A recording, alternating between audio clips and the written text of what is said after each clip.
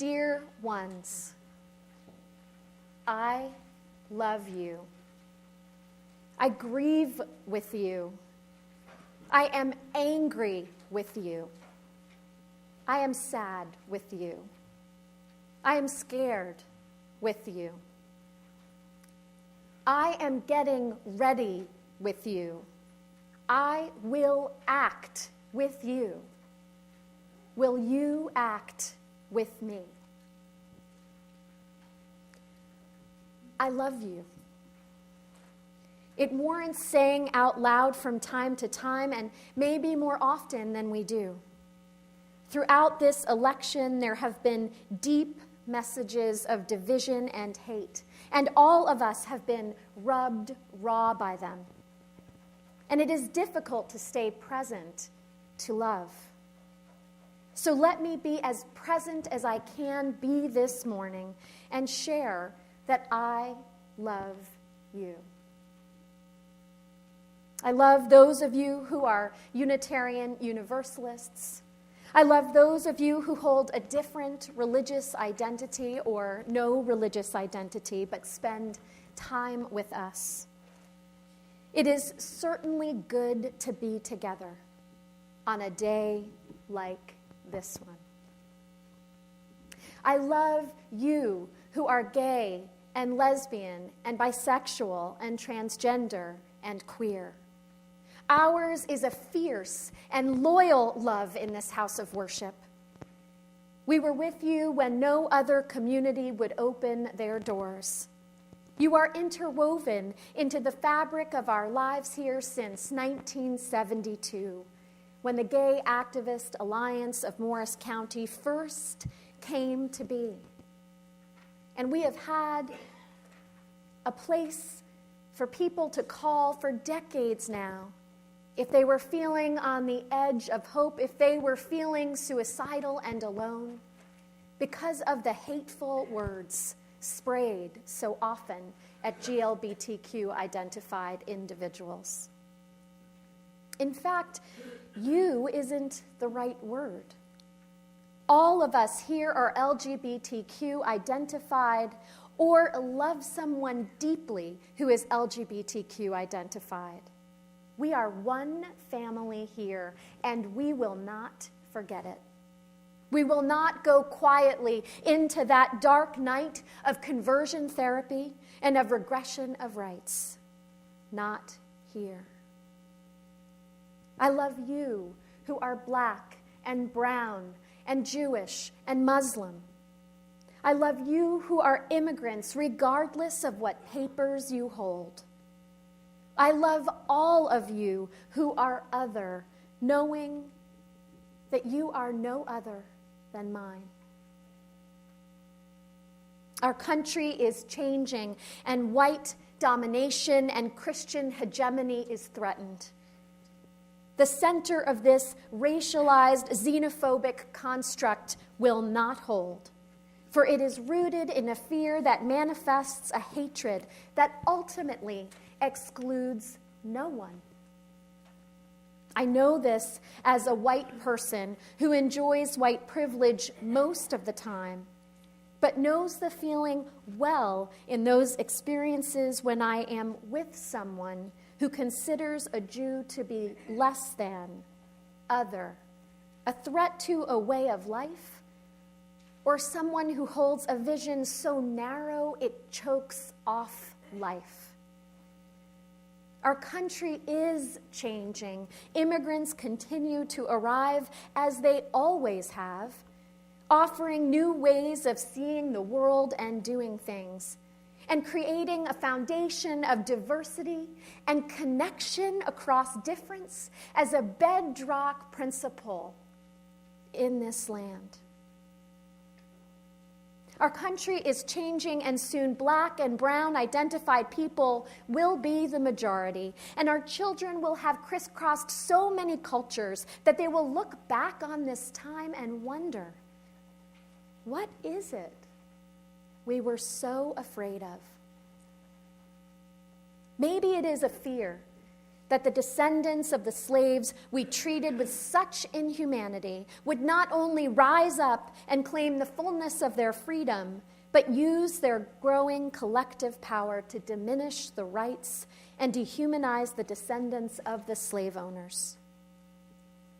Maybe it is a fear that we human beings choose too often to go low, when the option to go high has always been there alongside of it. We must name all our fears out loud. And we may not all have the same fears. We must face our fears, name them, and learn the true ways to deal with the monsters lurking in the darkness of our nights, of our dreams, and our waking moments. Which brings me back to love. I love you who are women and trans-identified, whose bodies have been battlegrounds for not conforming to some made-up ideal. You are beautiful in every shape and size. You have the right to reveal or withhold whatever you need to in order to feel safe. No one should have ever grabbed that right away from you, as so many have done in the past and are emboldened to do so now. A note about the women allowed to make it into the White House so far. They are not yet the head of the household, but have been allowed to play their proper role of spouse.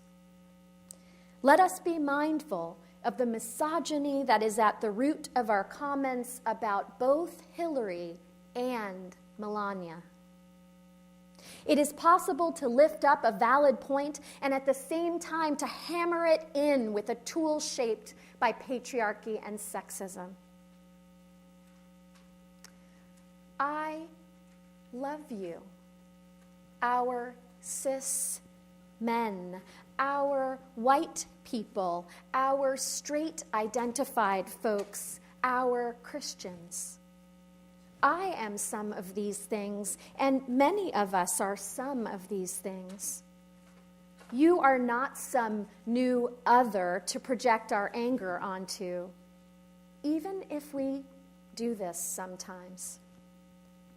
You are a part of the beloved community that we are committed to building together. You are us too. And you do have privileges, especially those of you who can claim a number or all of these identities. You have access to considerable power. The world we live in has been fashioned to protect and serve you, and sadly, sometimes at the cost of other people I know you love. Some of you may want to distance yourself from power because of the way that you have seen it be abused, but that would be a mistake. All of us need to claim the power that is ours and practice the art of sharing it and using it wisely to the benefit of the many, to the best of our abilities. I need to address class, too, especially as it has been named such an important component of how we got to this day. By the way, not a day when a Republican was elected as president. That has happened for centuries, and I always think that people should vote for the candidate they believe in their conscience to be the best leader of all, regardless of party. I mean, how did we get to a day where we have elected a man who demonstrates anger, brute force, misogyny, racism, xenophobia, vengeance, fear, and mistrust as tools of leadership? I do not have all the answers to this question. My brain is still integrating the information that he has won. But let me say this. The wealthy white landowners appealed to the European slaves. Yes, there were European slaves.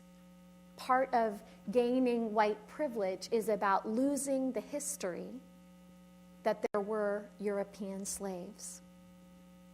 The wealthy white landowners appealed to the European slaves by giving them new rights and powers over black slaves. When the masses of poor, disenfranchised peoples grew too large for the wealthy white citizens to feel secure in all they enjoyed, they promised and delivered a system where whites in poverty could move up from the bottom. For example, European slaves started to be allowed to own possessions and could legally dispossess black slaves of their possessions because it was illegal for black slaves to own things. When I unpack Trump's words, he is promising something similar. This diminished understanding of the American dream is disappointing, divisive, and destructive, and even deadly. Already his rhetoric is emboldening the hate speech and actions of bullies, which threaten to further weaken the fabric of our democracy and wreak havoc on the lives of all those people we love. Women and trans folks, people of color, immigrants, Muslims, people with disabilities. It's a list that grows. It is a time that we are reminded of the preciousness of this faith and our beliefs, which, as Sophia Lyon-Fahs puts it, are bonds in a world community where sincere differences beautify the pattern. We believe that. And it matters what we believe, for there are others who espouse beliefs which erect a wall between the saved and the unsaved. Our faith and our beliefs take shape in the hearts and minds of the people who make up our congregations, where we remind one another that responding to the call of compassion, love, and justice is our work in all times, and no matter who has been elected president of the American people. It is just that in uncertain times, on a day like today, we are more present to that eternal call and that urgent need to act on the demands that love imposes on us. It is when we act collectively on that call that we are most able to bend the moral arc of the universe towards justice. This is something I am often reminded of, having had the privilege of serving as a minister in congregations during times and in places in the country where it is hard to forget. In Morristown, we had a bully who was elected mayor, who thickened the air with racist rhetoric and vowed to sweep the streets clean of immigrants. We joined with immigrants' rights groups and interfaith partners to fight against laws that turned our police force into immigrations and customs enforcement officials. And we opened a workers' center offering fair wages to immigrants and citizens alike. In Tulsa, where I served, the congregation was a leader in claiming their involvement in race riots and their commitment to reparations and reconciliation long before they joined with an African American congregation. In New York, where I served, our congregation helped reshape the landscape of our city from callousness to compassion, and from homophobia to a holistic love during the AIDS crisis.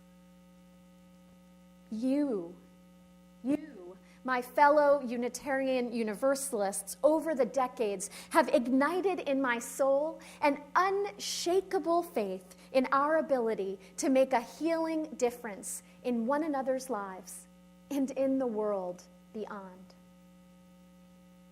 It is good to be reminded that we are not alone and that we have need of one another to be fully engaged in that healing work in a broken world.